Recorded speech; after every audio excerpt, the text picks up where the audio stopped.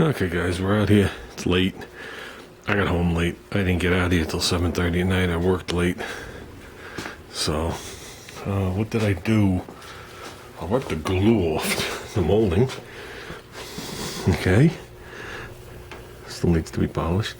And I mounted it on there. Yeah. This is odd the way it fits here. The actual lip fits the car, but it's spaced away. And that seems to be where it was. I guess when you put the other molding on, that meets it. Maybe that's why they did it. Not sure. I didn't think the other molding went right to the end. I think it was a little short. I'm not really sure. Some of the fit and finish on, some of the stuff from the 70s is horrendous. So I just clamped the mud guard on real quick. Tire's obviously just laying here, but that's where it goes. Just to get a rough idea. Yeah, no matter what we do, the tire's going to be wider than the mud guard. So, yeah. I don't know, I like it at about that height. Obviously, the lower I make it, the more the quarter it's going to protect. But, yeah, something like that. That would be a nice touch right there. And yeah, I got to drill through all my moldings and whatever it is. I straightened out most of the whoops in that molding, didn't polish or anything like that. So I worked on that. So the little bit that's remaining is like nothing there. I sat there and hammered it out using the steel bench and a blow-peen hammer. I just kept working it till the ripple was flat.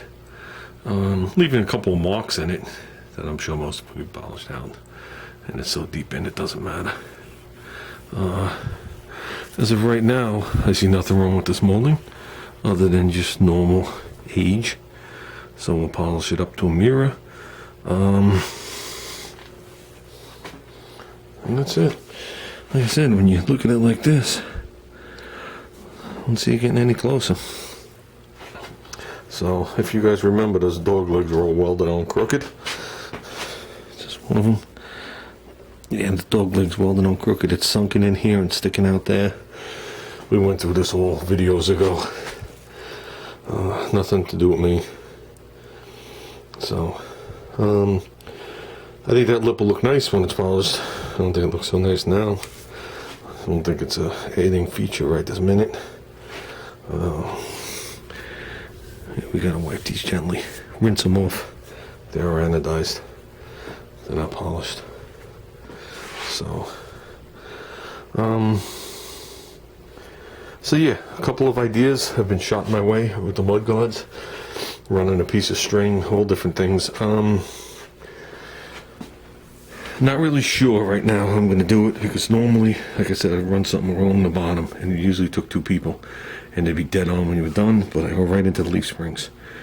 So, another way to do it, would be to level off the back of the car using this rear cross member. So I remember that thing being perfectly straight and level to the car.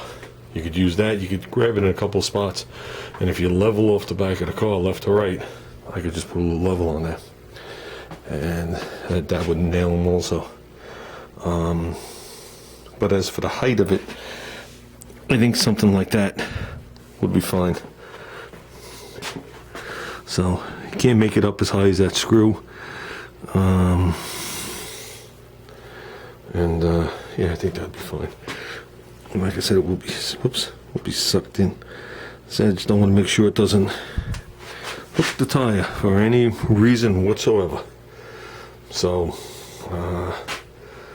there's always the chance that we could do the mud guards later also, if we're a little in doubt, and just keep moving on. We'll look into that. Yeah. So this one's mounted. We gotta mount the other one. The other one's gonna be a little bit more troublesome. The other one has 5 cut-off screws in it. This one only had 3 to deal with. And the other molding has a little bit more grind marks in there. So we'll have to deal with that too. Work them down and polish them up. So like I said, I don't want to make the moldings a month-long project either, but I want them on the car, without a doubt, without a doubt. Sooner or later, I'm going to thank God that they're on there when the shopping car comes flying. So, okay guys, that's it. I got something done. I definitely got something done. What I might do is I might take that mud flap off, throw 2 of the lugs on here, and just do the same on the other side and wheel this car over and get everything finished up. You know, do the molding and get everything finished up and do what I gotta do. So I could take this molding on and off without taking the tire off if I gotta. Just go in there, a little ratchet and a Phillips, polish it up, put it on, and let's get the back of this car done. Let's move on. I don't want to dick around. So, okay guys, that's it. Okay guys, I just went around the other side. I just went around the other side and placed the molding on, and it fits exactly the same here. It must have something to do with lining up with the rocker molding, or it's just shit quality. There's no way to like bend it to change that, because I was playing with it before I put it on. And you don't want to suck the molding all the way in and shoot a screw through it, because that's just going to destroy the paint. Why don't you just lay natural like it does? That's all. And these fender wells are unaltered, so it should fit fine. So, and there it is without the flap. I think what we're going to do is, we're going to do what I said. I'm going to put the tire on. I'm going to move this car over. I'm going to do the other molding, get it all mounted. As far as I know, the front fender, all the screws came out. And this one right here, if the holes were punched by a machine, it'll line up. If not, I got to make 5 new holes. I don't really give a crap. So it's just, that's the last remaining one for mounting. Then I'll remove the 2 of them, put the tires back on, and like I said, roll this thing over, we'll get the back done.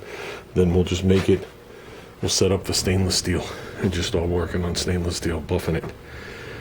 And anything that's easily buffed we'll do first. Anything that's going to require complications we'll put to the side. So we got a lot to do, a lot. So, okay guys, we did something today. Not enough, but we did something. Okay guys, I'm out of here.